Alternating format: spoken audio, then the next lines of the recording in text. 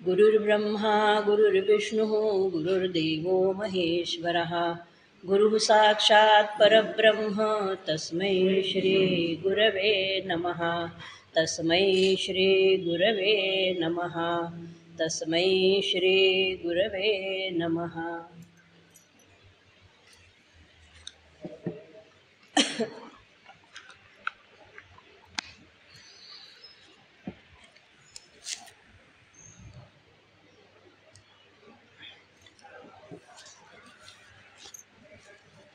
आज विज्ञान दिनानिमित्तानं त्या दोघी असा विषय घेतला. आता त्या दोघी म्हणजे साहित्यामधल्या दुर्गाबाई भागवत आणि त्यांचीच बहीण कमला सोहनी म्हणजेच आधीच्या पूर्वाश्रमीच्या कमला भागवत, ह्या दोघींवरती बोलावं किंवा काही विचार करावा आणि मांडावं असं वाटलं, म्हणून हा विषय मला सुचला होता.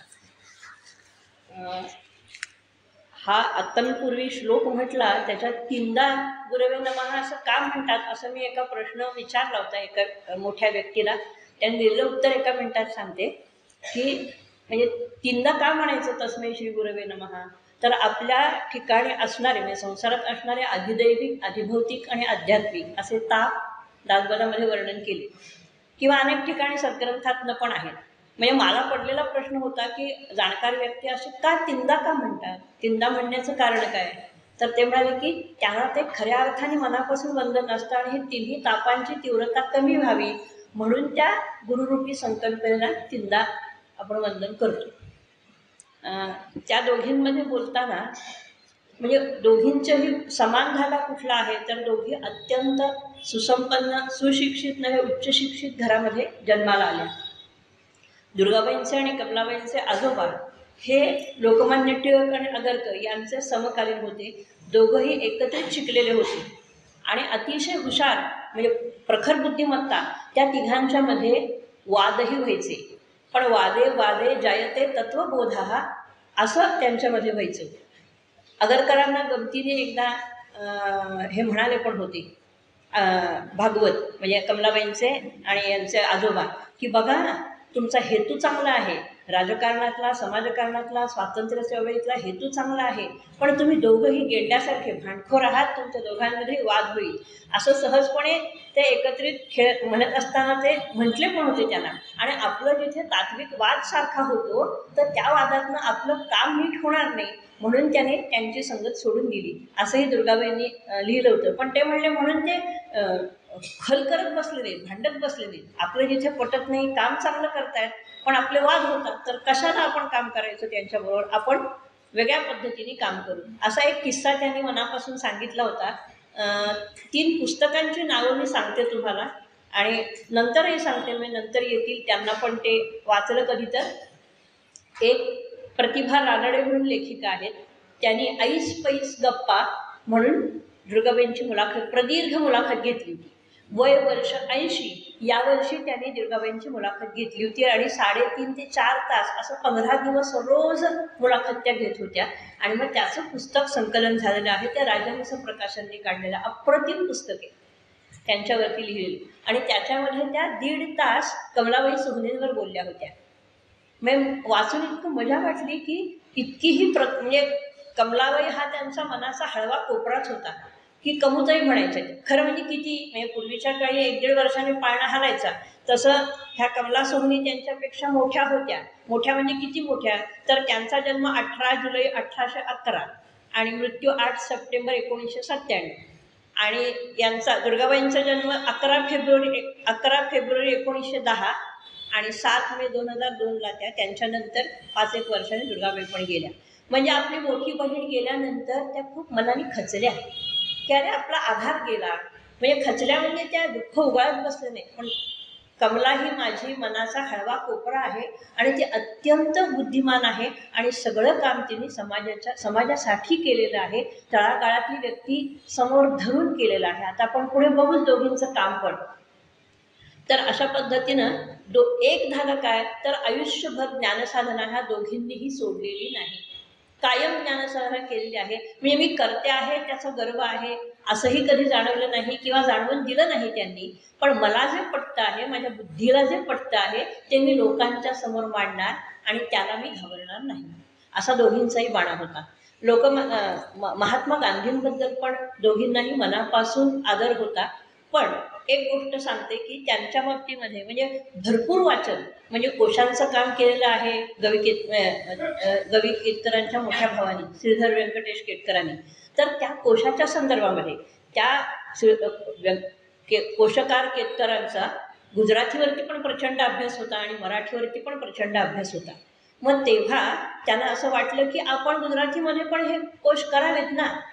महात्मा गांधींबद्दल आत्ताच मी म्हटलं की दुर्गाबाईंना अतिशय ममता होती, त्यांचा आदर्श त्या मानत होत्या.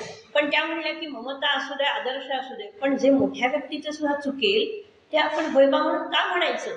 म्हणजे परखड होत्या तेवढ्याच हळवा कोपराई होता प्रत्येक गोष्टीमध्ये त्यांना. तर तेव्हा त्या असं म्हणाल्या की महात्मा गांधी स्वतः असं म्हणाले होते की एका महाराष्ट्रीयन माणसाने गुजरातीमध्ये ज्ञानकोश करायचं हे काही मला पटत नाही, ते गुजराती माणसानेच केलं पाहिजे. म्हणजे सामान्य माणूस म्हटलं तर ठीक आहे, पण जागतिक कीर्तीच्या मोठ्या स्तरावरच्या माणसाने असं म्हणणं हे बुद्धिभेद केल्यासारखं आहे. तुम्ही सामान्य लोकांच्या मनामध्ये असा भेद करू नका, असं परखडपणे पत्र त्यांनी महात्मा गांधींना वैयक्तिक स्वतः लिहिले होते. म्हणजे ते पुढे मागे बघायचं नाही. म्हणजे त्या म्हणल्या मी हे वैयक्तिक पत्र लिहून त्यांना पाठवलं आणि मला या संदर्भात तुमची भेटही घ्यायची आहे असंही कळवलं.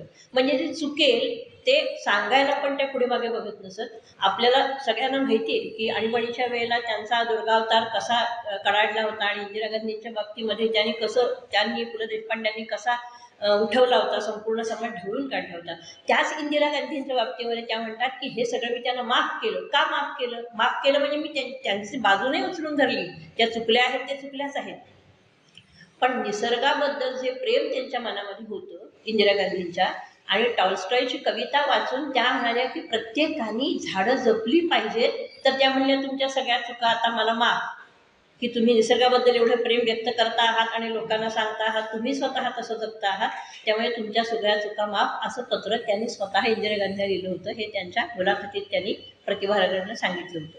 म्हणजे दोघींचाही गुण काय होता, मगाशी मी सांगितलं त्याप्रमाणे की ज्ञानसाधना हा दोघींचा गुण होता. दुसऱ्याचे गुण जाणायचे आणि त्याचं कौतुक करायचं हे सहसा होत नाही. गुणान व्यक्ती, जो गुणी माणूस असतो ना तोच दुसऱ्याचे गुण जाणू शकतो. पण अरे चांगल्याला चांगलं म्हणा ना, ती सुद्धा मनामध्ये कोती वृत्ती असते अनेकांच्या. मग तो सामान्य असू दे असामान्य असू दे, दुसऱ्याचं कौतुक करायचं म्हटल्यावरती त्यालाच असं वाटतं अरे हा आपल्यापेक्षा पुढे जाणार नाही ना. पण अशी वृत्ती ह्या दोघींचीही नव्हती, कारण घरामध्ये बाळकडूच तसं होतं. आणखीन एक, स्त्री स्वातंत्र्याच्या बाबतीमध्ये दुर्गाबाईंचे विचार अतिशय परखड आणि अतिशय स्पष्ट होते. त्या एके ठिकाणी असं म्हणतात, दुर्गाबाईंची आजी त्यांना नेहमी म्हणायची की कुठल्याही काळामध्ये बाईचं जण कसं असतं. तर त्या म्हणल्या, आजी त्यांना नेहमी म्हणायची की बाई लहान असू दे, तरुण असू दे, म्हातारी असू दे, भलेपणी 3 चिमट्या राख झाली की बाईनं जिंकलं तोवर नाही. हे त्या म्हणल्या हे तिने मला कटू सत्य होतं, पण ते मला पटलं आणि पचलं देखील. कारण मी देखील अभ्यासाकरता आदिवासी वस्तीतनं, पाड्यांमधनं सर्व ठिकाणी मी फिरत होते आणि जगाचे कटू आणि चांगले अनुभव मलाही आले होते. ते त्या माझ्या आजीनी मी 5-6 वर्षाचे असतानाच आम्हाला कशा पद्धतीने सांगितलं. आईबद्दल एवढं फारसं लिहिलं नाही आहे त्यांनी, पण वडिलांबद्दल, आजोबांबद्दल आणि आजीबद्दल मात्र खूप काही लिहिले. तसंच त्यांच्या आत्याबद्दलही लिहिले, कारण आत्याचा सहवास त्या दोघींनाही बहिणींना अधिक होता. आत्याने त्यांना त्या म्हणल्या तुम्ही कितीही शिका, परंतु तुम्हाला घरामधलं काम हे आलं पाहिजे, स्वयंपाक हा आला पाहिजे, आपल्या हाताने रांधून आपलं आपण पोट भरता आलं पाहिजे. एक पदार्थ कुठलाही करा, मग पोट बिघडलं तरी चालेल, तो मी खाईन, असं आत्या सांगून जायची. कारण आत्या एका शाळेची मुख्याध्यापिका होती, त्यामुळे एक दिवस त्यांना ठरवून द्यायचं आठवड्यातनं सुरुवातीला. आणि त्या म्हणल्या आम्ही लहान असलो तरी आम्हाला करावं लागायचं आणि कसं होईल तसं आत्या खायची आणि आम्हालाही ते खाऊ घालायची, म्हणजे खायला लावायची. हा आत्याच्या संदर्भात सांगितलेला त्यांनी अनुभव आहे. आणखीन एक, त्या स्त्री स्वातंत्र्याच्या बाबतीत असं म्हणतात की मला स्त्री स्वातंत्र्य, स्त्री मुक्ती हा विचार अजिबात मान्य नाही. त्याच्या पुढे त्या काय म्हणतात बघा, की आपण सगळ्यांनी विचार करण्यासारखा आहे. त्या म्हणतात की निसर्गाने स्त्रीला वेगळं बनवलेलं आहे, त्याच्यामध्ये ती पुरुषाची बरोबरी कशी करू शकेल. आणि दुसरी गोष्ट, एखाद्या स्त्रीला आपल्या मताप्रमाणे, विचाराप्रमाणे, बुद्धीप्रमाणे, कुवतीप्रमाणे जर एखादी गोष्ट साध्य करायची असेल, मिळवायची असेल आणि समाजामध्ये आपलं स्थान दृढ करायचं असेल चांगल्या मार्गाने, तर तिला आवश्यकता काय दुसऱ्या पुरुषाची बरोबरी करण्याची? तर त्या असं पुढे म्हणतात की स्त्रियांना खरंच आयुष्यात काही मिळवायचं असेल, त्या त्याच्या बाबतीत ठाम असतील, विचार त्यांचे मनाशी स्पष्ट असतील स्वतःच्या, आणि कष्ट करायची तयारी असेल आणि स्वतःशी प्रामाणिक असतील, तर त्यांना कोणीही कुठेही कधीही अडवू शकणार नाहीत. हे मी माझ्या अनुभवावरनं सांगते, असं त्या म्हटल्या. म्हणजे इतकं परखड आणि स्पष्ट मत अनुभवातनंच येऊ शकतं, वाचनातनं किंवा इतरांच्या अनुभवातनं नाही येऊ शकत. आणि घरामध्ये त्यांना विचार स्वातंत्र्य होतं, व्यक्ती स्वातंत्र्य, विचार स्वातंत्र्य होतं. पण वडिलांची अशी एक अट असायची की संध्याकाळी सगळ्यांचं जेवण बरोबर पाहिजे, आणि नंतर सगळ्यांनी दिवसभरात तुम्ही काय वाचलं, तुम्ही काय पाहिलं, तुम्ही काय अनुभवलं, तुम्ही काय एकमेकात म्हणजे आपापसात चर्चा व्हायची. घरामध्ये एकत्र कुटुंब होतं आणि त्यामुळे आम्ही खूप समृद्ध होत गेलो. असं वातावरण आता कुठे दिसतं का बघा बरं? कुठेही दिसत नाही. घरामध्ये माणसं कमी असू देत, पण ती सुद्धा एकमेकात स्वतः प्रत्यक्ष संवाद कुठे साधतात बघा बरं? आता तर काय हातातच जग आलंय, त्यामुळे आपण आपल्याच तंद्रीत असतो. समोरच्याशी संवाद साधणं हे लोकांना काही काही वेळेला जमतच नाही. म्हणजे समोर आले ना तरी, अरे मी व्हॉट्सअपवर तुला हे बोललो होतो, मग मी हा मेसेज केला होता, याच्या व्यतिरिक्त आपल्याला बोलता येत नाही अनेकांना. म्हणजे मग संवाद साधण्याची प्रक्रिया ही घरामधून सुचली किंवा मला समजली, असं त्या म्हणतात. आणि दुसरी गोष्ट त्याने असं सांगितलं की माझी बहीण लहानपणापासून सरस, म्हणजे काय तर साहित्यामध्ये 9 रस असतात आणि वाङ्मयामध्ये 6 रस असतात. साहित्यामध्ये 9 रस असतात आणि आपल्या स्वयंपाकामध्ये 6 रस असतात. कटू, तिक्त, कषाय, आम्ल, मधुर, लवण, हे स्वयंपाकातले. आणि काय करुण, हास्य, बिभत्स, भयानक, वीर, असे 9 रस साहित्यातले. तर मी साहित्यातल्या नवरसांशी खेळले आणि माझी कमुताई पाकशास्त्रातल्या 6 रसांशी खेळली. इतकं सहजपणे मांडून जातात त्या. म्हणजे आता त्याने एक आहार गाथा म्हणून पुस्तक लिहिले, अप्रतिम पुस्तक आहे. पण नुसतं लिहिलं नाहीये, त्यांचे 2000 पेपर्स, रिसर्च पेपर हे जागतिक स्तरावरती प्रसिद्ध झाले. पण त्या म्हणल्या हे सगळं जगासाठी झालं. माझ्या मराठमोळ्या किंवा माझ्या देशामधल्या माझ्या लोकांसाठी मी काय केलं, मग घरामध्ये मी काय करते, तर ते सगळं त्या लिहून काढायला लागल्या. आणि त्याचं एक पुस्तक आहारगाथा नावाचं अप्रतिम पुस्तक आहे. ते पण मी 3 वेळा वाचलं. आणि म्हणलं आपल्याला आधी माहिती होतं, पण आपल्याला बोलण्याच्या निमित्तानं आपण त्या परत वाचून आपणही त्यातलं काय घेतलं पाहिजे, कसं केलं पाहिजे, हे त्याच्यातनं चांगलं समजतं. ते पण आपण पुढे बघूयात.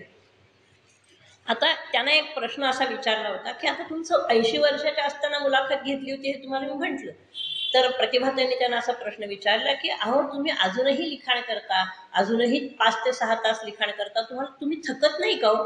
तेव्हा त्या काय म्हणल्या माहितीये का, की काय सांगू तुला बाई. त्यांनी पूर्वी सकाळचं उदाहरण दिलं की दळण जात्यावर खूप दळून झालं आणि नीट ते जातं उभं करून ठेवलं आणि पीठ भरून ठेवलं आणि भिंतीला टेकून बसलं की काम पूर्ण झाल्याचं समाधान असतं आणि काम केल्याचा थकवा येतो, पण एक प्रकारचा शांत विसावाही मिळतो. तसं मला माझं लेखन झाल्यावरती मला जे विचार हवेत ते शांतपणे मांडले, याचा मला विसावा मिळतो. तुम्ही जे काय म्हणता की बौद्धिक आणि शारीरिक थकवा तो आला तरी मला त्याचा आनंद वाटतो. आणि म्हातारपण हे मला समुद्रावरच्या शांत लहरींप्रमाणे वाटतं. म्हणजे हा विचार मला इतकं सुंदर वाटला, कारण कुठल्याही माणसाला, कोणत्याही व्यक्तीला म्हातारपण आलं की आता परावलंबित्व येणार म्हणून नकळतपणे आपल्याला त्याची भीती वाटते. आणि ते जरा आणि मृत्यू हे कुणाला टळलेलं नाही आहेत त्या म्हणायच्या. पण मला माझ्या अंगावरती ज्या वळ्या पडल्यात ना, त्याने उत्तर दिलं की त्या समुद्राची रेती कशी आत खेचून घेते हळूहळू ओटी भरतीला, तसं मला वाटतं की मृत्यूला मी घाबरत नाही. म्हणजे पण तो शांतपणे येऊ दे, अचानक येऊ दे, मला त्याची काहीही भीती वाटत नाही. कारण मी ज्ञानसाधना ही इतकी पूर्ण केलेली आहे, मी संपूर्ण बुद्ध रिचवला आहे, हे त्यांचे शब्द आहेत. जातक कथांमध्ये त्या अक्षरशः रमल्या आणि बुद्धाच्या जीवनावरती 18 खंड लिहिले. आणि वयाच्या 20व्या वर्षी त्यांनी बंगालीमधलं जे गीतांजली आहे त्याचं सगळं संस्कृत भाषांतर केलं. केवढं अफाट काम असेल बघा. म्हणजे संस्कृतवरती पण प्रभुत्व, बंगालीवरती पण प्रभुत्व, म्हणजे नुसतं वाचता बोलता येणं नाही, अरे हा मोठ्या मोठ्या ग्रंथांचा आपल्याला सहजपणे अनुवाद करता येणं, हे केवढं मोठं काम आहे. त्यामुळे म्हणले मी त्या आनंदामध्ये निमग्न असते. मी झोपते ना त्यावेळेला मी माझं आयुष्य आठवत असते की अरे आपण काय काय केलं. आणखीन एक त्यांच्या तरुणपणातली गोष्ट, आदिवासी बेटांमधनं, आदिवासी भागांमधनं काम करत असताना विषारी सुरण कापत असताना त्यातले वाफारे त्यांच्या नाकामधनं आणि तोंडामधनं आत गेले आणि इतकं पॉयझन झालं की त्या 4 वर्ष अंथरुणाला खिळून होत्या. 23, 24, 25 आणि 26 हे 4 वर्ष अंथरुणाला खिळून होत्या. म्हणजे अवकाशामध्ये बघायचं काय तर काचेच्या तुकड्यातून दिसणारा चंद्रकोर किंवा एखादी हलणारी डहाळी. त्या म्हणल्या एखाद्याला आत्महत्या करायची पाळी आली असती. पण मी त्यावेळेला मी जे लिहिलं होतं, मी जो विचार केला होता, मला जे पुढे काय करायचं होतं, त्या सगळ्याची मांडणी मी मनामध्ये केली आणि म्हणून मी ते विष पचवू शकली. मला म्हणल्यानंतर अनेकांनी विचारलं की तुम्ही लग्न हा का नाही केलं, तर त्या म्हणल्या की ते मी केलं नाही म्हणजे मी त्या विषामुळे माझी ताकद कमी झाली होती, माझ्या शरीरामधली सगळी सिस्टीम बिघडली होती, तर मग मी ज्या मुलांना जन्म देणार ती चांगलीच कशावर निपजती, म्हणून मी तो निर्णय घेतला. हेही स्पष्टपणे उत्तर त्याने दिलं आणि तो घेतला त्याचा मला काही पश्चाताप झाला नाही, कारण ते न केल्यामुळे माझ्याकडनं केवढं तरी काम झालं. आणि याचा अर्थ असा नाही की जे संसार करतात ते उत्तम काम करू शकत नाहीत. माझ्या कमलाचंच उदाहरण बघा. म्हणल्या कमला सोहोनी नंतरची ती, त्याने सुद्धा तेवढं पहाडासारखं काम केले की जिद्द असेल, चिकाटी असेल तर कोणीही काम करू शकतं. त्याला संसारात पडणं आणि न पडणं हा फरक नसतो. आता त्या संस्कृतीबद्दल काय म्हणतात, विचार करताना काय करतात त्या की संस्कृती म्हणजे काय किंवा धर्म म्हणजे काय, तर 2 मनांना जोडणारा, 2 माणसांना जोडणारा आणि त्या व्यक्तीपासून जातात ते पार पसायदानातल्या हे विश्वची माझे घर तिथपर्यंत पोचतात की 2 मनांना जोडणारा, समाजाला जोडणारा हा जो धागा असतो ना त्याला धर्म म्हटले. व्यासांचं एक वाक्य त्या कोट करतात की धारणा धर्म इति आहू. मला धारणा धर्म इतिहास म्हणजे तुमचं स्वतःचं प्रत्येकाचं कर्तव्य काय आहे ते तुम्ही बघत गेलात तर तुमचं कोणाशीही वाकडं होणार नाही. आणि समजूतदारपणा हा प्रत्येक व्यक्तीमध्ये असला पाहिजे. तो फक्त माझ्यात पाहिजे, तुमच्यात पाहिजे असं नाही, तर सगळ्यांच्या मध्ये तो असला पाहिजे. हे महाभारत काळापासून आपण बघत आलोय म्हणजे, आणि ज्याच्यामध्ये नसतो त्याच्यावरनंच महाभारत घडतो. महाभारतावरती पण एक पुस्तकाचं नाव सांगते, ते आवर्जून वाचा. अप्रतिम पुस्तक आहे. व्यास पर्व नावाचं पुस्तक आहे ना, तर ते अक्षरशः पारायण केलं ना तरी सुद्धा असं वाटतं की किती वेगवेगळ्या दृष्टिकोनात त्यांनी प्रत्येक व्यक्तीकडे बघितलंय. म्हणजे कर्णाकडे बघताना, दुर्योधनाकडे बघताना, धर्मराजाकडे बघताना, कृष्णाकडे बघताना वेगवेगळे अनेक पैलू मांडलेत. आपण थोडे थोडे त्यांचे बघणार आहोतच, पण म्हणजे एक व्यक्ती अनेक अंगांनी कसं बघू शकते, म्हणजे साहित्यामधला वैज्ञानिक दृष्टिकोन त्यांनी जोपासला. ललित अंगाने लिहिलं ते केव्हा लिहिलं, तर त्या म्हणल्या ललित अंगाने लिहिण्यासाठी मला प्रेरणा कोणी दिली, तर साने गुरुजींनी दिली असं म्हणतात. त्या साने गुरुजी त्यांना म्हणायचे, त्यांचे वडील असताना घरी यायचे साने गुरुजी त्यांच्या, ते म्हणायचे की आमच्या साधनामध्ये लिही की, तर त्या म्हणायच्या मी साधनात काय लिहू, माझं साहित्य हे बुद्ध कथांवरचं आहे, नंतर महाभारतावरचं आहे, रामायणावरचं आहे, पण ते ललित अंगाने मी अजून कधी लिहिलेलं नाहीये. मग ते म्हणायचं नाही, तू साधनामध्ये लिही, मी प्रकाशित करतो. मग एकदा त्या मुंबईला चौपाटीवरती फिरायला गेलेल्या असताना मला त्या शब्दाचा अर्थ कळला नाही. तुमच्यापैकी कोणाला कळला असेल किंवा माहिती असेल तर मला जरूर सांगा. तर 1-2 झोपडपट्टीतली मुलं त्या वाळूमधली तांदूळमणी वेचायला आली होती आणि म्हणलं त्यांच्याकडे बघून मला इतकी मजा वाटली आणि मी पण ते तांदूळमणी भराभर उचलायला लागले. आणि मग त्या दोन्ही मुलांना असं वाटलं की आम्हाला द्या की, म्हणून ते उंजळीतले तांदूळमणी मी त्यांना देऊन टाकले. आणि मग त्यांच्यावरती तांदूळमणी नावाची एक गोष्ट, खूप सुंदर गोष्ट मला लिहिता आली आणि मी ती पाठवून दिली साधनाकडे. आणि मग त्यांनी म्हणजे आपल्या साने गुरुजींनी त्या तांदूळमणीचं नाव काय केलं, तर वाळूची पावले असं त्याने नाव फक्त बदललं. आणि वाळूची पावले अशाऐवजी याच्याऐवजी काळाची पावले,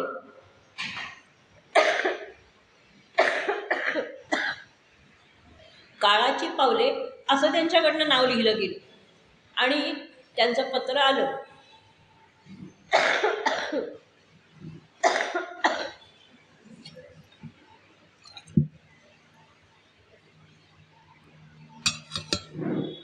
त्यांचं पत्र आलं की मी ही स्वीकारलेली आहे, मी ही गोष्ट स्वीकारलेली आहे असं पत्र घरी आलं. आणि दुसऱ्या दिवशी काळाची पावले असं काय नाव होतं खरं गोष्टीचं, तांदूळमणी. तर वाळूची पावले ते साने गुरुजींनी केलं काळाची पावले.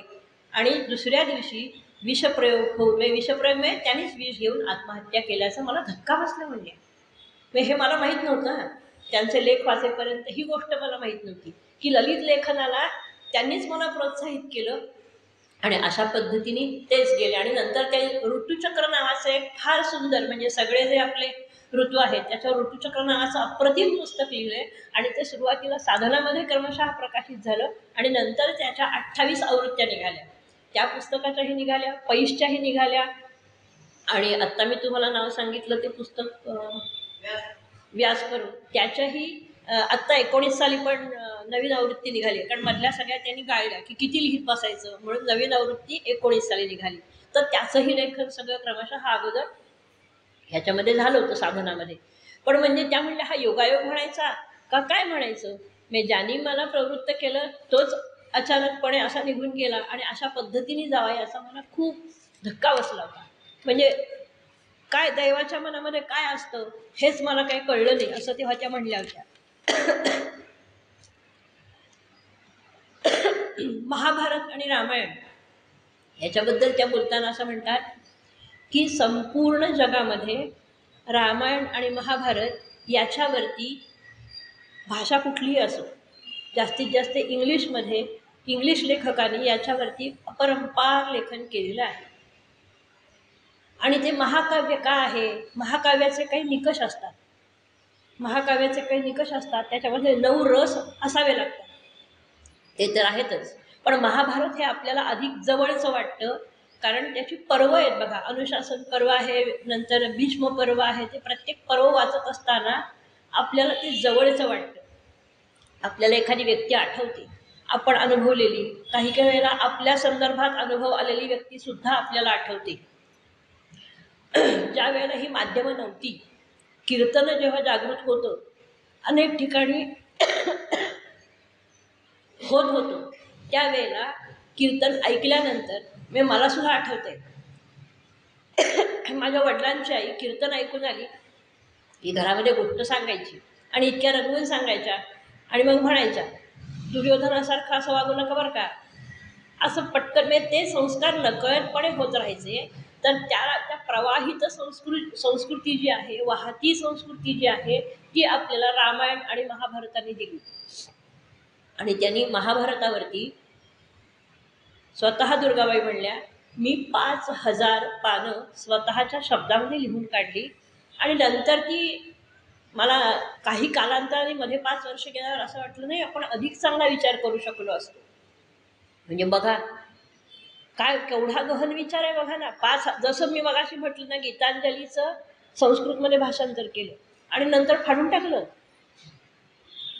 आपण एवढंसं काही लिहिलं तरी सुद्धा हल्ली पेपरमध्ये येतं आणि त्याचं पुस्तक तयार होते, हे आपण बघतोच.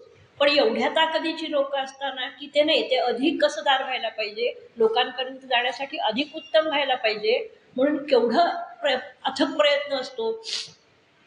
आणखीन एक त्या म्हणतात की मिथक जे असतात, मिथक म्हणजे काय तर आपल्याला माहिती असलेलं थोडक्यात उदाहरण सांगते. ज्या कहाण्या असतात, आता उदाहरणार्थ शुक्रवारची कहाणी आहे.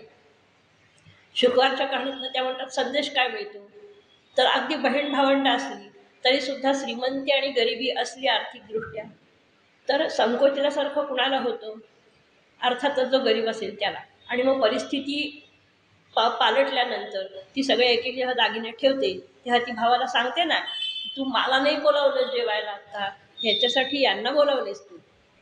म्हणजे त्या म्हणतात ही मिथकं जी आहेत ना, ते साहित्य आणि समाज हे बिंब आणि प्रतिबिंब, समाजाचा आरसा येतो. म्हणजे आपण त्याच्याकडे काय भाकड कथा म्हणून बघतो, पण तुम्ही या दृष्टीने बघितलं ना, ही नजर जर तुम्हाला असेल ना, तर आपण त्याच्याकडे अधिक विचारपूर्वक पाहतो. हे उदाहरण म्हणून फक्त सांगितलं मी. किंवा आता वटपौर्णिमा आहे. तर वटपौर्णिमा म्हणजे त्या म्हणल्या ते झाड जे आहे ना, ते टिकवण्यासाठी, ते जगवण्यासाठी, ते वाचवण्यासाठी आमच्याकडनं प्रयत्न केले गेले पाहिजेत. हा संदेश कित्येक हजारो वर्षांपूर्वी दिलेला आहे ना, मग हे आपण त्यातनं घ्यायचं. म्हणजे मिथक, पुराणकथा याला जर तुम्ही वैज्ञानिक दृष्टी लावली, वैज्ञानिक त्या म्हणतात वैज्ञानिक चष्म्यातनं बघितलं तर तुम्हाला त्या भाकड कथा वाटणार नाही. मग हे प्रत्येकाचं काम आहे की नाही, तर माझं स्वतःचं तरी आहे. असं त्यांचं प्रामाणिक मत होतं. आपल्या बहिणीबद्दल म्हणताना ते असं म्हणतात की माझी कमुताई इतकी भाग्यवान आहे, पण तिला पण खूप लढावं लागलं. का ते सांगते. त्या BSc झाल्यानंतर MSc बंगलोरला त्यांनी अर्ज केला. त्यांचे वडील आणि काका दोघंही बंगलोरच्या इन्स्टिट्यूटमधनं MSc झालेले होते. MSc झालेले होते दोघंही. म्हणजे माझी मुलगी माझी पुतणी म्हणून तिला घ्या असं त्यांनी सांगितलं नाही.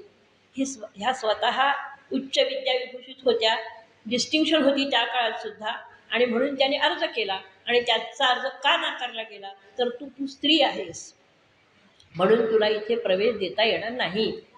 CV रामन म्हणाले त्यांना की म्हणून तुला इथे प्रवेश देता येणार नाही. मग तिने गाठली मुंबई. वडिलांना म्हणली तुम्ही जाऊ नका, मी जाते. आणि त्यांना म्हणले की का मला तुम्ही प्रवेश देत नाही, तर म्हटले की तू स्त्री आहेस, आमच्या इथे स्त्रिया कोणीच नाही आहे. म्हणजे मला माहिती आहे की पूर्वी जनता बँकेत सुद्धा एकही स्त्री नव्हती. जनता सहकारी बँकेमध्ये एकही स्त्री नव्हती. कारण मला हे जवळनं का माहिती आहे, तर माझे वडील तिथे डायरेक्टर बोर्डावर होते. आणि मध्ये काळ खूप लोटल्यानंतर भाऊ तिथे डायरेक्टर असताना त्याला म्हटलं अरे आता हा केवढा काळाचा फरक आहे पहा, की इथे स्त्रियांचं साम्राज्य खूपच वाढलंय. आणि आम्ही कधी डबा द्यायला गेलो तरी आम्ही बँकेत शिरायचं नाही, कारण तिथे कुणीच नाही स्त्री साम्राज्य. मग त्या म्हणल्या नाही हे मला चालणार नाही. गांधीवादी विचारांनी प्रेरित झालेल्या होत्या. मी म्हणल्या उपोषणाला बसला. आत्ताचं जे उपोषण चाललंय तसं उपोषण नव्हतं. ते मला माझी गुणवत्ता असून सुद्धा मला तुम्ही प्रवेश नाकारताय हे मला योग्य वाटत नाही आणि मला पटतही नाही. म्हणून त्या उपोषणाला बसले. मग 2 दिवसांनी ते म्हणाले की तुम्हाला काही नियम आणि अटी लागू आहेत. तुम्हाला इथे काही नियम आणि अटी लागू आहेत. 1 वर्षभर तुम्हाला इथे काम करावं लागेल, संशोधनात्मक काम करावं लागेल. रसायनशास्त्र हा विषय होता. प्रयोगशाळेत काम करावं लागेल. जेव्हा कोणी नसेल लॅबोरेटरीमध्ये, म्हणजे पुरुष वर्ग कोणी नसेल, तेव्हा तुम्हाला इथे काम करावं लागेल. त्यांना ते अपमानकारक वाटलं, पण तरी आपल्याला प्रवेश मिळतोय म्हणून ते मान्य केलं. आणि इतकं अफाट काम केलं की वर्षाच्या आत असते म्हणले आता तुलाच काय, सगळ्या स्त्रियांना इथला प्रवेश मिळाला असं तू गृहीत धर. आणि तेव्हापासून स्त्रियांना प्रवेश मिळाला. म्हणजे छोट्या छोट्या गोष्टींसाठी किती झगडावं लागलं. आत्ता तसं काहीच वाटणार नाही, पण ह्या गोष्टीसाठी किती लढावं लागलं त्यांना. हा म्हणला तिच्यासाठी मला मानसिक त्रास खूप झाला. बहिणीसाठी त्या असं म्हणाल्या होत्या. त्याच्यानंतर द्रौपदीच्या थोडंसं त्यांच्या अभ्यासाकडे येते म्हणून सांगते. द्रौपदीच्या व्यक्तिरेखेकडे येताना त्या म्हणतात ही अग्निकन्या होती. म्हणजे महाभारत झालं ते द्रौपदीसाठी झालं नाही. जसं रामायण झालं हे सीतेसाठी झालं, तसं महाभारत हे द्रौपदीसाठी झालं नाही. ते सामाजिक दृष्ट्या झालेल्या कलंकासाठी झालं. म्हणजे आता तिला रजस्वाला असताना दरबारात आणली होती, हे कोणालाही पटलेलं नव्हतं. आणि स्वतः म्हणजे का, पण ते युद्धामध्ये हरल्यानंतर तो नियम होता आणि त्यामुळे तिला ते यावं लागलं होतं. तिने अनेक जणांना विचारलं होतं की वृद्ध सभेत आहेत, ही वृद्धांची सभा आहे आणि वृद्ध आहेत म्हणजे नुसते वयाने वृद्ध आहेत, येशाम पलितम मुंडम, ज्यांचे केस पांढरे झाले आहेत त्यांना वृद्ध म्हणायचं का ज्यांचे विचार समृद्ध आहेत त्यांना वृद्ध म्हणायचं, असा सवाल तिने भर दरबारात केला होता. आणि त्यावेळेला धृतराष्ट्राचा थरकाप म्हणजे भीतीने थरकाप झाला होता. अरे ही किती विद्वान आहे, आपल्या सगळ्या पुरुष वर्चस्वाला तिने हात घातलेला आहे आणि विचारलेला आहे प्रश्न. आत्मसन्मान हा तिला खूप होता. आणखीन एक त्या म्हणल्या की कृष्ण आणि द्रौपदीचं जे नातं होतं ना, त्याच्यामध्ये अनेक ते मैत्रीचं नातं होतं, सख्यत्वाचं नातं होतं. हे समाजाने पण स्वीकारलेलं होतं. 5 पांडवांची पत्नी असूनही मला त्यावेळेला जेव्हा मला अत्यंत गरज होती त्यावेळेला मला श्रीकृष्णाचा धावा का करावा असा वाटला, तर हे सगळे अपमानित होते, काहीच करू शकणार नव्हते, म्हणून तो मला देवासारखा धावून आला. आपण देवत्व दिलेलं आहे, गुणांमुळे देवत्व दिलेलं आहे. आणखीन एक त्यांनी म्हणजे मी का त्यांचे मुद्दे मुद्दाम का मांडते? त्यांनी असं म्हटले बरं का, लेखक, तत्वज्ञ, कलावंत, वक्ता आणि जाणकार श्रोता. त्यांनी जाणकार हे विशेषण लावले श्रोत्याला. जाणकार श्रोता यांना सुद्धा हे स्वद्रष्टे असावे लागतात असं त्यांनी मांडलं. म्हणजे काय, तर त्यांना मागचा पुढचा विचार ह्या सगळ्यांना करता यायला लागतो किंवा करता यायला लागायला पाहिजे. म्हणजे भूतकाळ, वर्तमान काळ आणि भविष्यकाळ याची सांगड घालायला यायला लागते. मागचं जे आहे ते फक्त सोनं म्हणून गृहीत धरून चालत नाही, त्याचा आत्ता काय उपयोग आहे याचा पण विचार करावा लागतो. तरच माणूस स्वतः सुखी होतो, इतरांना तो आनंदी करू शकतो आणि 2 पिढ्यांमधलं अंतरही तो मिटवू शकतो. वादाचे मुद्दे कधी येतात, तर विचार पटले नाही तर वादाचे मुद्दे येतात. आपण दुसऱ्याला समजून घेतलं तर, किंवा आपल्याला दुसऱ्याने समजून घ्यावं असं जेव्हा वाटतं तेव्हा आपण पण दुसऱ्याला समजून घेतलं पाहिजे, ही काळाची गरज आहे. हे विधान त्यांनी 3 पानं मांडलं होतं आणि उदाहरणं अनेक दिली होती. म्हणजे गवी केतकरांचं दिलं होतं, राजवाड्यांचं दिलं होतं, दिलीप चित्र्यांचं दिलं होतं, सावरकरांचं दिलं होतं. मी हे वेगवेगळ्या कालखंडातली उदाहरणं आहेत की ज्यांनी समजून घेतलं आणि फार पुढची झेप घेतली विचारांची, त्यांचे विचार पटले, रुचले, बाकीच्यांचे कालप्रवाह निघून गेले. बहिणीच्या बाबतीत बोलताना त्या म्हणतात, भारतातल्या त्या पहिल्या महिला शास्त्रज्ञ होत्या, याचा मला केवढा अभिमान आहे म्हणून सांगू. त्या म्हणतात की ती शास्त्रज्ञांतली महामेरू होती, जणू काही हिमालयच होती आणि अथांग सागरही होती. कारण त्या साहित्यिक दृष्टीने तिने वर्णन केल्यामुळे तसं केलंय. समाजाकडे बघत असताना फक्त समाजाने केवळ माझंच विचार मान्य करावे हे कुठलंही धोरण कुठल्याच बाबतीमध्ये लागू पडत नाही, किंवा कोणीही असं मान्य करू नये की माझंच फक्त म्हणणं बरोबर आहे. घरामध्ये सुद्धा आपण असा हेका लावला तर आपलं कोणी ऐकत नाही. मग व्यक्ती आणि समष्टी म्हणताना घरात आहे तसंच समाजामध्ये आणि तसंच देशामध्ये पण असणे दुसऱ्याची चांगली गोष्ट आहे ती समजून घेतली पाहिजे. हे अनेक ललित लेखांमधनं दुर्गाबाईंनी उदाहरणं देऊन पटवून दिलेलं आहे. आणि बुद्ध तत्वज्ञानाबद्दल त्यांचे विचार एक 5 मिनिटात सांगते, कारण आपल्याला बरंच बघायचं आहे म्हणून 5 मिनिटच त्या बुद्ध तत्वज्ञानाला देते.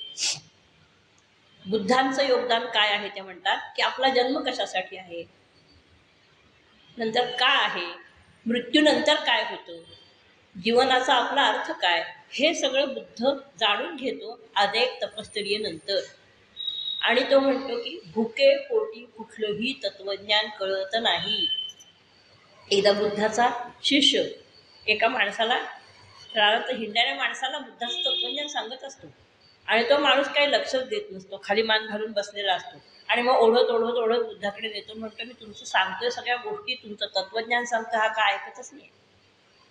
बुद्ध म्हणतात पायस दे त्याला आधी, खायला दे आधी त्याला, तो बघ कसा भुकेला दिसतोय, कसं तुझं तत्वज्ञान ऐकेल तो. मग सर्वम क्षणिकम सर्वम दुःखम, आणि बुभुक्षा भूक ही जर शमली नाही तर माणसाला कुठलंही तत्वज्ञान पचनी पडत नाही. हे अगदी सार्वत्रिक सत्य आहे, कुठल्याही प्राणीमात्राचं आहे. अगदी अंथरुणावर खिळलेल्या व्यक्तीला सुद्धा अन्नमय प्राण आहे हे आपण मान्य करो न करो ती गरजच आहे. त्यामुळे ते तत्वज्ञान बुद्धाने सांगितलं. त्यामुळे आंबेडकरांना पण हे मान्य होतं. ते बौद्ध धर्मात त्यांनी प्रवेश केला, पण बुद्ध हा हिंदूच होता. म्हणजे हिंदू धर्माचं तत्वज्ञानच त्याने आत्मसात केलं होतं. आणखीन काय तर 11 तत्व म्हणजे एकादश व्रत असं त्याला म्हणतात, जी गांधीजींनी घेतली होती.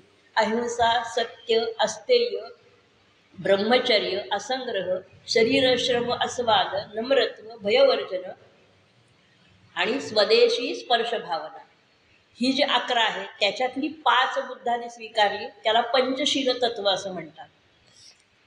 आणि त्या पंचशील तत्वांमध्येच बुद्धाचं सगळं तत्वज्ञान असतं.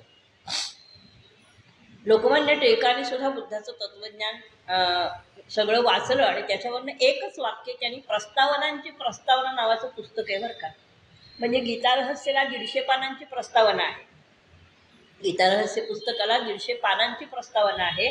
तसं ज्या प्रस्तावना खूप मोठ्या आहेत आणि अर्थपूर्ण आहेत, पूर्वी नाटकांमधनं बघा नांदी असायची, सूत्रधार आणि नांदी, त्याच्यामधनं नाटकात काय आहे नेमका असा सगळा गोषवारा असायचा, तसं त्या प्रस्तावनांमध्ये पुस्तकात थोडंसं काय आहे हे सगळं असायचं. त्या प्रस्तावनेमध्ये एकच वाक्य लोकमान्याने म्हटले की मरणाचंही मरण म्हणजे मोक्ष. म्हणजे काय नेमकं मला आधी अर्थ कळला नाही की मरणाचं मरण म्हणजे मोक्ष म्हणजे काय. तर मृत्यूची भीती ही प्रत्येकाला असते आणि मृत्यूची भीती न वाटता ते सहजपणे स्वीकारणारी जेव्हा व्यक्ती सामान्य व्यक्तीसह सहजपणे स्वीकारते तो मोक्ष. मी असं खाली तळटीपारमध्ये तो अर्थ दिला होता म्हणून तो कळला, नाहीतर मरणाचं मरण असं शब्दशः अर्थ कळत नाही ना. मग दुर्गाबाई म्हणतात की हे लोकमान्यांचं वाक्य मला अतिशय पटलं आणि तेव्हापासून मला मरणाची भीती वाटेनाशी झाली. म्हणजे बुद्धिजीवी असल्या ना तरी त्या स्वतः पडताळून बघायच्या. आणखीन विशुद्धिमग्ग आणि दिव्यावदान हे दोन 1200 पानांचे बुद्धाचे जे ग्रंथ आहेत, बुद्धाच्या अर्थात शिष्यांनी लिहिलेले ग्रंथ आहेत, ते पण पाली भाषेमध्ये, संस्कृतमध्ये, मराठीमध्ये, इंग्रजीमध्ये या तिन्ही भाषांमध्ये दुर्गाबाईंनी अनुवादित केलं. म्हणजे केवढं काम आहे बघा. आणि त्यावेळेला काय लेखनिक वगैरे पण नव्हते, त्यांच्या काळामध्ये लेखनिक वगैरे पण नव्हते, सगळं स्वतः काम केलेलं आहे. नंतर त्यांना मिळालं लेखनिक, पण फार नंतर. अजून एक संस्कृत सुवचन आहे, ते बुद्ध पाळायचं नाही की यद्यपि शुद्धम लोकविरुद्धम. जरी मला माहिती आहे की हे माझं आचरण आहे, मी जे वागतोय ते शुद्ध आहे, निष्कलंक आहे, पण तरी पण लोकविरुद्धम, जगराटीच्या विरुद्ध असेल, नाचरणीय ना करणीय, तर मग ते आपण करू नये आणि तसं आचरण करू नये, कारण ती प्रथा पडून जाते, लोक आपल्याला मान्य करणार नाही. ही पण एक भीती म्हणण्यापेक्षा ही एक काळजी पण बुद्धाला होती. कारण मला जर समाज घडवायचा आहे, समाज बनवायचा आहे, तर मी लोकांच्या विरुद्ध का जाऊ. एकदा तो संन्यासी झाल्यानंतर किंवा त्यांनी बुद्ध धर्म स्वीकारल्यानंतर त्याचा मुलगा राहुल हा पण, त्याला पण त्याने संन्यास दिला आणि त्याला त्याच्या आता वाटायचं, जरा अभिमान वाटायचा की मी याचा मुलगा आहे, मी मला अधिक सोयीसुविधा मिळाल्या पाहिजे. त्या बुद्ध त्याला काही उपदेश करतो आणि तो राहुल वाद सुक्त या नावाने 500 पानांचं एक ग्रंथ आहे. आता असं वाचत बसल्यानंतर आपल्यालाही ते वाचन अनाकलनीय म्हणण्यापेक्षा ते संपणारच नाही ना. त्या म्हणतात त्याच्यामधलं एक सूत्र फक्त दुर्गाबाई म्हणतात की त्यांनी काय सांगितलं गौतम बुद्धाने त्याला काय सांगितलं की अरे संन्यास घ्यायचा ना म्हणजे स्वतःला विसरायला पाहिजे, म्हणजे तुझा अहम कमी करायला पाहिजे, तुझ्या मनामध्ये करुणा पाहिजे आणि लोकांच्या उपयोगी पडण्याची भावना पाहिजे. आणि हे सगळं करत असताना स्वतः अलिप्त राहायला पाहिजे. ह्या अवघड गोष्टी आहेत ना सगळ्या, पण त्या जेव्हा बुद्धांनी केल्या ना तेव्हा त्याने तो मुलाला सांगू शकला. मुलगा म्हणला मी आता 5 वर्षांनी येतो, मला हे जमणार नाही. म्हणजे तो संसारात परत फिरला नाही, पण 5 वर्षांनी येतो मला जमतंय का बघतो म्हणाला. आणखी जाती व्यवस्थेबद्दल पण बुद्ध मानत नाही, जाती व्यवस्था ही नसावी याच पद्धतीचा आहे. पण असे विचार वाचतो कोण, कोणीच वाचत नाही आणि त्याप्रमाणे विचारही करत नाही. आणि सेक्युलरिझम हा शब्द जो आपण वापरतो त्याच्याबद्दल दुर्गाबाई म्हणतात की आध्यात्मिकता किंवा धार्मिकता याच्याशी संबंध ठेवणं म्हणजे सेक्युलरिझम आहे किंवा नाही हे मी मानत नाही, हे माझं वैयक्तिक मत आहे असं त्या म्हणतात. आणि महाभारत काळामधला आत्ताच म्हणजे महाभारत काळामध्ये धर्म या युधिष्ठिर होता तसा आत्ताच्या काळातला कोण, तर त्या म्हणतात दलाई लामा. कारण दलाई लामांचं त्यांच्याकडे त्या म्हणजे बघितलं ना की चेहऱ्यावरती स्मितहास्य, डोळ्यांमधला करुण भाव, आणखीन त्यांच्यामध्ये असलेली विनम्रता आणि दुसऱ्याचा आदर करण्याची वृत्ती हे ते न बोलता सुद्धा त्यांच्यामध्ये दिसून येते. म्हणून मला ते आत्ताच्या काळातले धर्मराज वाटतात असं त्यांनी अनेक त्यांच्याबद्दलच्या अनुभवातनं लिहून ठेवले. अजून एक त्याने अजिंठ्याची लेणी सगळी बघितली आणि त्याच्यामध्ये म्हणजे अजिंठ्याला खूप वर्षापूर्वी जातो आपण, पण या दृष्टीने आपण बघत नाही. आता हे वाचल्यानंतर जर बघितलं परत तर डोक्यात प्रकाश पडेल की अरे खरंच की दुर्गाबाई म्हणतायत ते बरोबर आहे. अवलोकितेश्वर नावाचं एक सुंदर बुद्धाचं लेणं आहे. आपल्यापैकी कोणी बघितलेलं आहे अजिंठ्याला? अवलोकितेश्वर नावाचं लेणं आहे असं त्यांनी म्हटलंय. आणि त्याच्यामध्ये असं दाखवलंय की बुद्ध अतिशय शांतपणे बसलाय आणि त्याचे अर्धोन्मिलित डोळे आहेत आणि तो करुणेने बघतोय, असं आपल्याला बघतोय आणि त्याच्याकडे बघत राहिलं तर आपल्याच डोळ्यातनं अश्रू येतात. हे वर्णन त्यांनी त्या म्हणल्या की अनेक पाश्चात्य जेव्हा त्या मूर्तीपुढे उभे राहतात तेव्हा ते ढसढसा रडतात. हे मी स्वतः बघितलं आणि त्याच्यावरनं मी हे वर्णन करते. मग हे सगळं वाचल्यावर असं वाटतं ना की आता बघावं जाऊन म्हणून. आणखी त्यांचा अभ्यास बराच असल्यामुळे त्या तुलनात्मक पण अभ्यास करतात. ज्ञानेश्वर आणि बुद्ध या दोघांवरचा विचार करायचा झाला तर त्या म्हणतात की दोघांना कोणाला तराजूत टाकलं दोघांनाही, दोन्ही पारडी समसमान होती. म्हणजे गौतम बुद्धांनी लहानपणी सुख उपभोगलं होतं आणि ज्ञानेश्वरांनी लहानपणी दुःख उपभोगलं होतं. हे शब्द वापरले ना त्यांनी की दुःख उपभोगलं होतं. नकळत्या वयात असतं त्यामुळे उपभोग हा शब्द त्यांनी वापरला. पण दोघांकडनंही म्हणजे बुद्धाकडनंही आणि ज्ञानेश्वरांकडनं पण इतकं अफाट काम झालं की आपण ते शब्दात वर्णनच करू शकत नाही. त्यांचं पैस नावाचं एक पुस्तक आहे. त्याच्यामध्ये म्हणजे ज्ञानेश्वरांनी ज्या खांबाला टेकून ज्ञानेश्वरी सांगितली लोकांना त्या खांबाला पैसाचा खांब असं म्हणतात. म्हणजे ते क्षणभर त्या खांबाला विसावले आणि जी ज्ञानेश्वरी त्यांनी सांगितली ती त्यांना स्वतःला पण आश्वस्त करणारी होती आणि इतरांनाही विश्वासात घेणारी होती. किती छान शब्द दुर्गाबाईंनी वापरलेत बघा, की सांगताना स्वतःला ती आश्वस्त करणारी होती आणि इतरांना पण विश्वासात घेणारी होती. म्हणजे मला वाचताना मी 2-4 वेळा वाचल्यानंतर अर्थ कळला की जेव्हा आपण एखादी गोष्ट सांगत असतो दुसऱ्याला ती आपल्याला अगदी छान समजली किंवा चांगलं वाटलं तर आपण सहजपणे सांगतो. म्हणजे हे खरं म्हणजे आपण सामान्य पातळीवर शब्द हे वापरलेत मी, पण दुर्गाबाईंचे हे शब्द मला खूप आवडले. त्यास पुढे म्हणतात की ईश्वराच्या मार्गाने जाण्यासाठी स्वतःचं आयुष्य अक्षरशः देशोधडीला लावणारी अनेक माणसं आहेत, पण या दोघांची जातकुळी काही वेगळीच. आणि आता बघा ना की आपल्याला असं वाटतं की त्यांच्यानंतर आपण किती वर्ष त्यांचं म्हणजे लोक जात आहेत पंढरीला, पण अरे त्या काळात त्यांना किती सहन करावं लागलं हा विचार कोणीच नाही करत.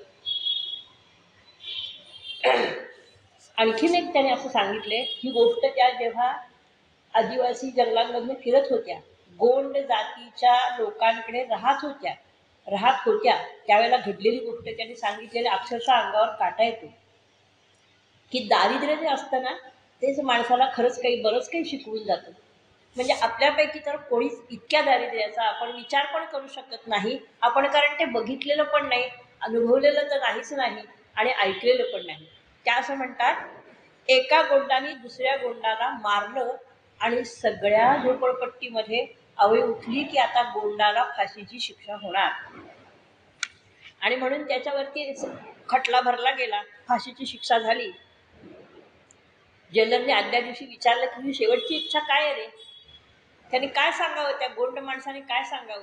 एक पातेलभर माशाचं कालवण आणि भात मला आणून द्या. तो म्हणला अरे तू एवढं खाणार आहेस? तो म्हणला मी कधी बघितलंच नाहीये आणि खाल्लंच नाहीये त्यामुळे मला द्या आणून. आणि त्या म्हणलं की तिथे अशी पद्धत होती की फासावर गेलेल्या प्रेत जे आहे ते त्यानंतर त्यांच्या ताब्यात द्यायचं. मग तो गोंड माणूस म्हणला त्या अधिकाऱ्याला की मला जेवढं जाईल तेवढंच खाईल, आता माझा मृत्यू उद्या आहे म्हणजे मला जास्तीत जाणार नाही हो, पण माझा मुलगा येईल ना प्रेत घ्यायला, तो खाईल ना उरलेलं. म्हणजे ते वाचताना सुद्धा डोळ्यात पाणी आलं की अरे काय हे, म्हणजे इतकं बघितलेलं पण नाही म्हणला मी त्यामुळे मला हेच द्या. आणखीन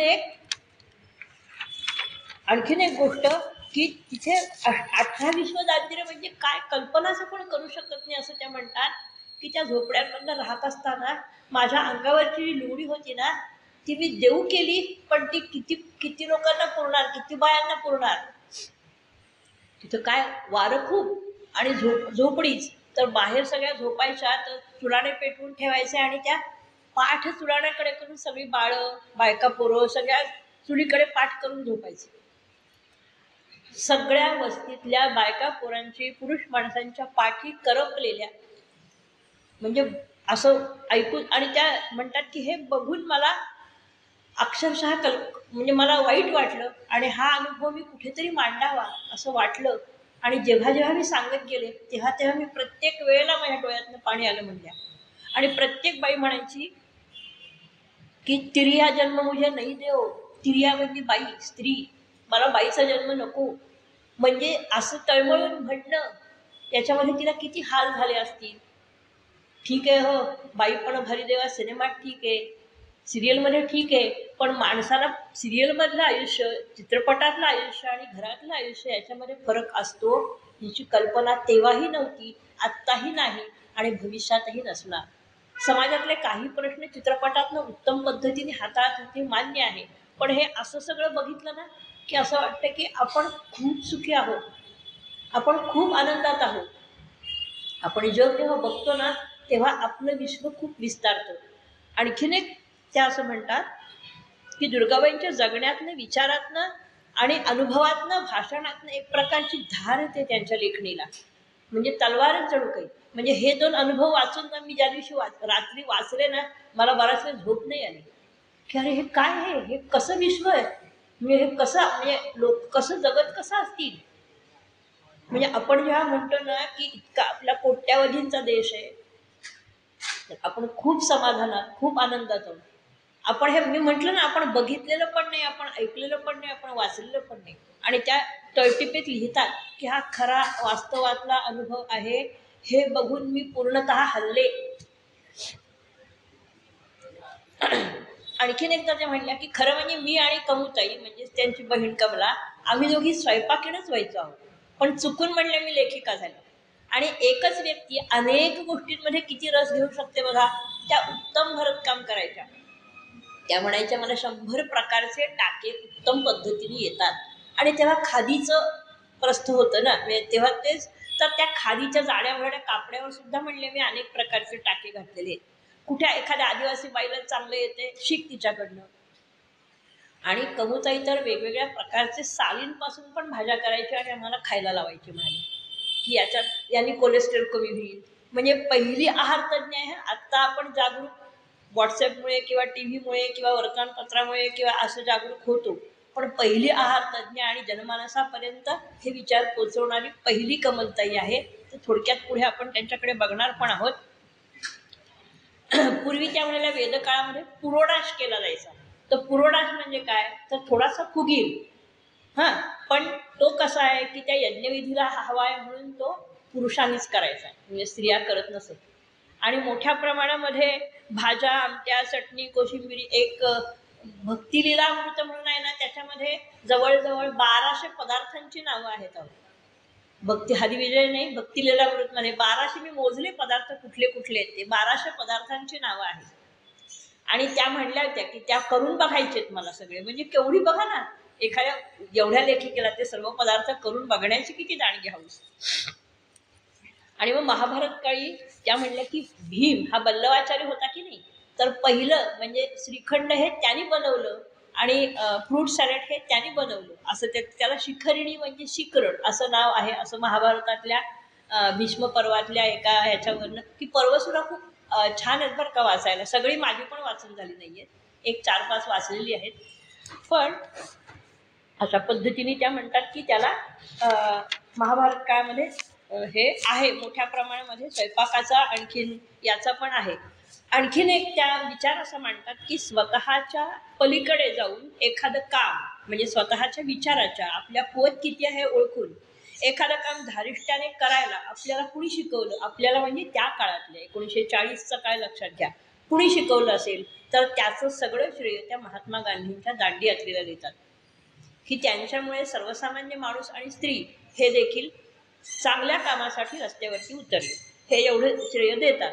पण मगाशी मी सांगितले त्याप्रमाणे त्यांनी त्यांचं जिथे चुकलंय तिथे त्यांना तुमचं चुकलं आहे असं पत्र पण पाठवलं होतं.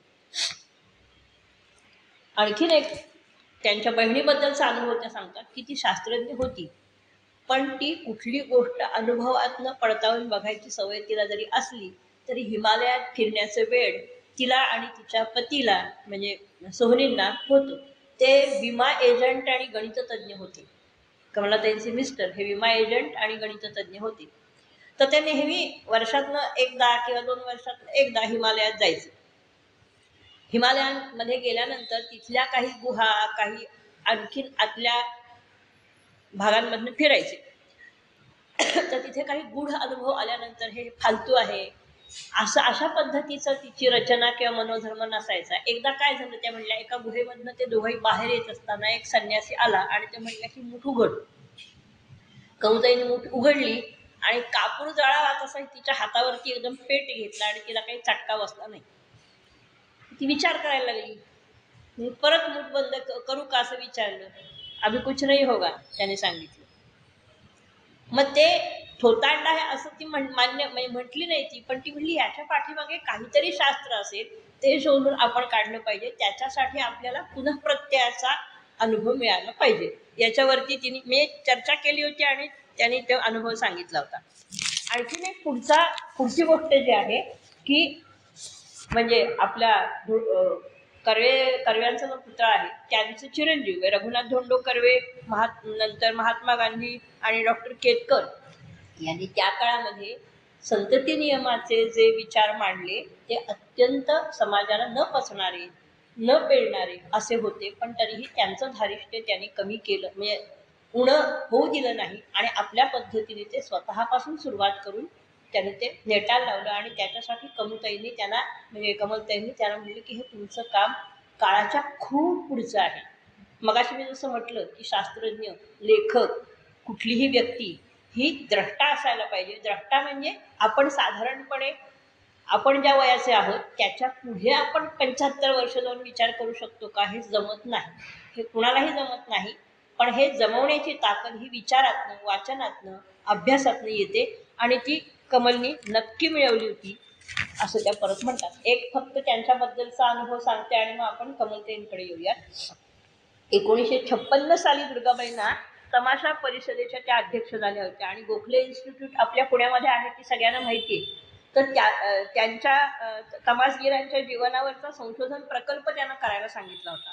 मग त्या वेश्यावस्तींमध्ये पण खूप फिरल्या होत्या, त्यांच्याकडे त्या राहिल्याही होत्या आणि त्यांचा अनुभव पण त्यांनी सगळे जवळजवळ त्या म्हटलं मी 3 वर्ष याच्यावरती अभ्यास केला होता. आणि मी गेले की त्या बायकांनाही तसं काही वाटायचं नाही. आणि मग काश्मीरमध्ये ही परिषद होती स्त्रियांच्या प्रश्नांचा अभ्यास करण्यासाठी. States of woman he committee स्थापन केली होती. ही कधी होती ते 1975 मध्ये. आणि तिथे जाऊन दुर्गाबाई पाहतात तर सगळ्या म्हणजे बंगालमधल्या कमलादेवी चट्टोपाध्याय आल्या होत्या, रघुरामय्या आल्या होत्या, मद्रासमधनं काही बायका आल्या होत्या आणि त्या सगळ्या लफेदार साड्या, नंतर उत्तम दागिने असे सगळे घालून आल्या होत्या. त्या म्हणल्या हे सगळं ठीक आहे, पण आपण आता इथे जमलोय ना, तुमच्यापैकी कुणी तुमच्या भागामधल्या वेश्या वस्तींमधला काही डेटा आणलाय का, काही काम तुम्ही केलंय का? तर तेव्हा त्या बायका म्हणली याची काय गरज. त्यावेळेला एकच वाक्य त्यांनी उद्गारलं, ते सगळे आपल्यांचे पण आपले सगळ्यांचे डोळे उघडणारं वाक्य असं आहे की त्या म्हणल्या अरे आपल्याला शिक्षण, संरक्षण हे काहीही मिळालं नसतं तर आज आपण कुठे असतो याचा आपल्यापैकी प्रत्येकाने विचार करा, म्हणजे तुम्हाला मी काय बोलते ते समजेल. आणि हे त्याने पटवून दिलं, त्यांनी केलेल्या अभ्यासावरनं पण तिथे मांडलं. आणि त्या म्हणल्या की चारित्र्य हा प्रत्येक व्यक्तीचा, स्त्रीचा आणि पुरुषाचा प्रत्येक व्यक्तीचा दागिना आहे, तो आपण पेलला पाहिजे आणि तो घडवलाय आपण जो, तो टिकवणं हे माझ्या आणि इतरांच्याही हिताचं आहे. हे वाक्य त्यांनी 12 भाषांमधनं सगळ्यांना तिथे सांगितलं आणि तेव्हा पटलं की हा अभ्यास करणं गरजेचं आहे. आणि तेव्हापासनं वेश्याच्या वस्तीबद्दल कार्यशाळा घेतल्या गेल्या. 75 म्हणजे किती वर्ष झाली बघा.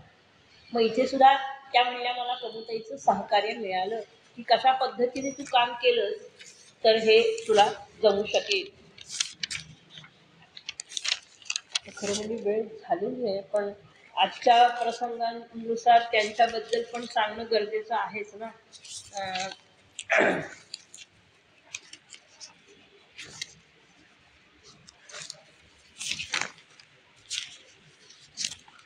मी आमच्या मैत्रिणींच्या गटात वाचून दाखवलं. त्या म्हणल्या हा संशोधनाचाच अभ्यास सारखाच झालेला आहे.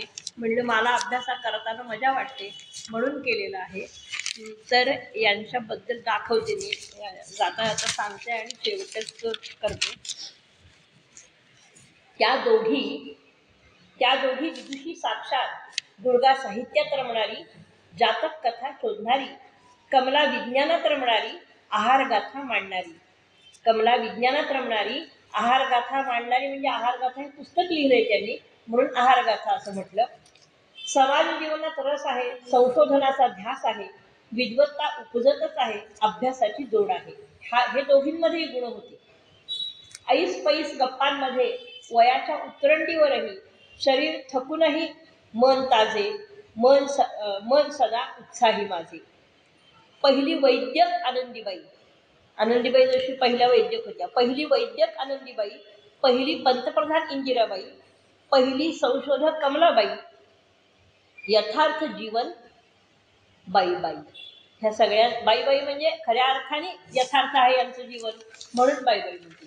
काय खावे, कसे खावे, किती खावे, कुठे खावे, आहारातील मूल्य जपून जीवन मूल्य वर्धित व्हावे. आत्ता खूप सजग झालेत लोक, पण हे त्यांनी 1940 साली मांडलेली गोष्ट आहे.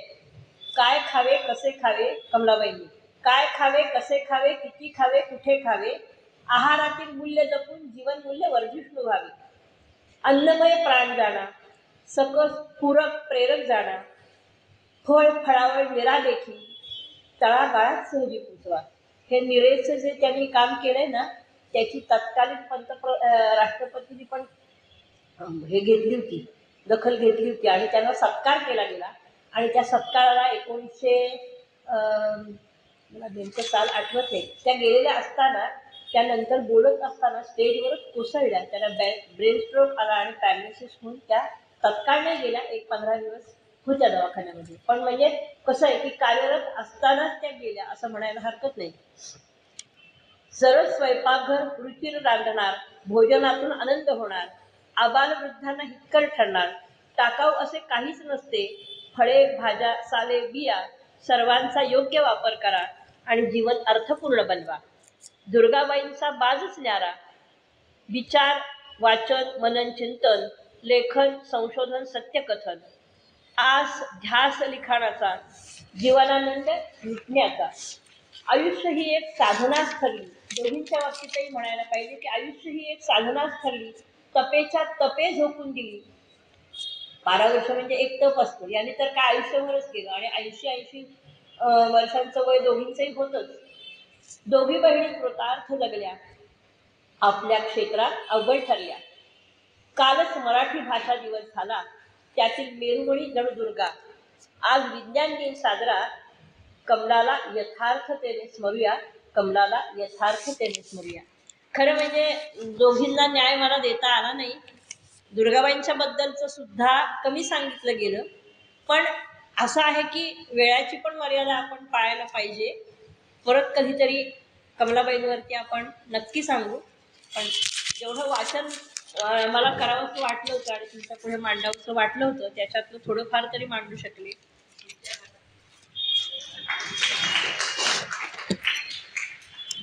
पैस पुस्तक आणि मी आत्ता जे म्हटलं होतं ते आवर्जून वाचा, पण वाचण्यासारखं आहे.